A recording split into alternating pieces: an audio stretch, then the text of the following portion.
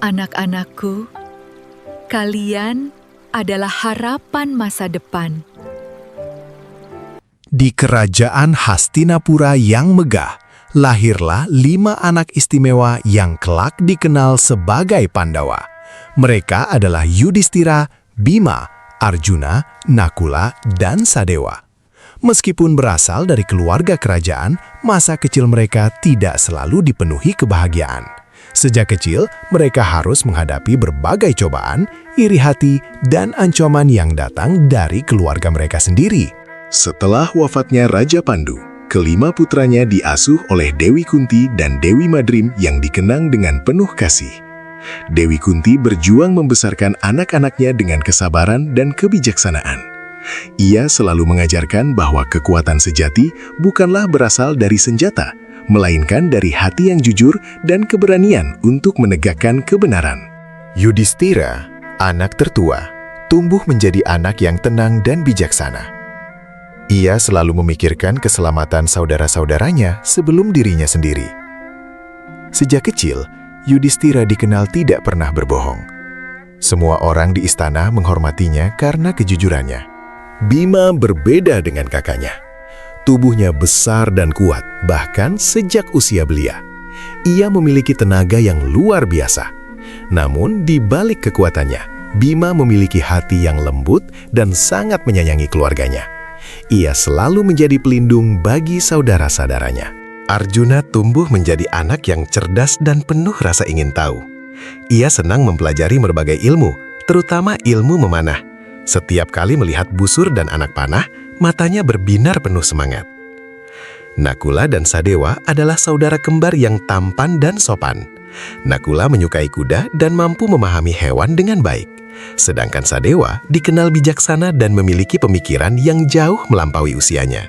Hari-hari mereka di Hastinapura diisi dengan belajar, bermain, dan berlatih bersama. Namun tidak semua orang menyukai kehadiran mereka. Di sisi lain istana, 100 putra Raja Dhritarashtra yang dikenal sebagai Korawa mulai tumbuh dengan perasaan iri. Duryodhana, putra sulung Korawa, merasa Pandawa menjadi ancaman bagi masa depannya. Ia takut suatu hari Yudhistira akan menjadi raja yang lebih dicintai rakyat dibanding dirinya. Perasaan iri itu semakin besar ketika rakyat mulai memuji kebijaksanaan Yudhistira, kekuatan Bima, dan kecerdasan Arjuna. Duryodhana tidak dapat menerima kenyataan tersebut. Suatu hari, anak-anak kerajaan bermain di taman istana. Mereka berlomba berlari dan bergurat. Dalam setiap permainan, Bima selalu menang. Dengan mudah, ia mengangkat beberapa anak sekaligus dan membuat mereka kagum. Namun kekalahan demi kekalahan membuat Duryodhana semakin marah. Ia merasa dipermalukan di depan saudara-saudaranya. Sejak saat itu, kebencian mulai tumbuh di dalam hatinya. Meski demikian, Pandawa tidak menyadari bahaya yang sedang mengintai. Mereka tetap bersikap ramah kepada semua orang. Melihat perselisihan yang mulai muncul, para tetua kerajaan berusaha mendidik semua pangeran dengan baik. Mereka mengundang guru-guru terbaik untuk mengajarkan ilmu pengetahuan, tata krama, dan bela diri. Salah satu guru yang paling terkenal adalah Resi Drona. Sang guru melihat bakat luar biasa dalam diri para Pandawa. Ia mengajarkan mereka disiplin, keberanian, dan pengendalian diri. Arjuna menjadi murid kesayangan Drona karena kegigihannya berlatih. Ketika murid lain beristirahat, Arjuna masih berlatih memanah hingga malam hari. Ia bertekad menjadi pemanah terbaik di dunia. Suatu malam, saat makan dalam gelap, Arjuna menyadari bahwa tangannya tetap dapat menemukan makanan tanpa melihat. Ia pun berpikir bahwa memanah juga dapat dilatih tanpa mengandalkan penglihatan sepenuhnya. Sejak malam itu, ia semakin giat berlatih. Bima juga menunjukkan kemajuan pesat. Dalam latihan gada, tidak ada murid yang mampu menandingi kekuatannya.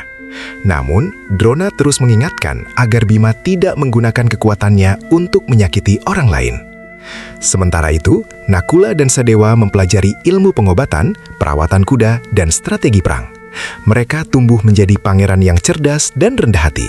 Melihat kemampuan Pandawa yang semakin berkembang, Duryodana semakin gelisah. Ia merasa seluruh perhatian guru dan rakyat tertuju kepada mereka. Atas hasutan pamannya Sengkuni, Duryodana mulai menyusun rencana jahat. Ia ingin menyingkirkan Pandawa, terutama Bima yang dianggap paling berbahaya. Suatu hari, Duryodana mengundang Bima menghadiri pesta kecil di tepi sungai. Dengan ramah, ia menawarkan makanan dan minuman. Bima yang tidak curiga menerima jamuan tersebut. Namun ternyata, makanan itu telah dicampur racun. Tak lama kemudian, Bima merasa pusing dan kehilangan kesadaran. Duryodana dan beberapa pengikutnya lalu membawa tubuh Bima ke sungai dan melemparkannya ke dalam arus yang deras. Ketika mengetahui Bima menghilang, Pandawa dan Dewi Kunti sangat khawatir. Mereka mencari ke seluruh penjuru kerajaan, tetapi tidak menemukan jejaknya. Di dasar sungai, tubuh Bima terbawa hingga ke alam bangsa naga. Di sana ia digigit banyak naga, namun racun naga justru menetralisir racun yang ada dalam tubuhnya. Bima akhirnya sadar dan bangkit kembali.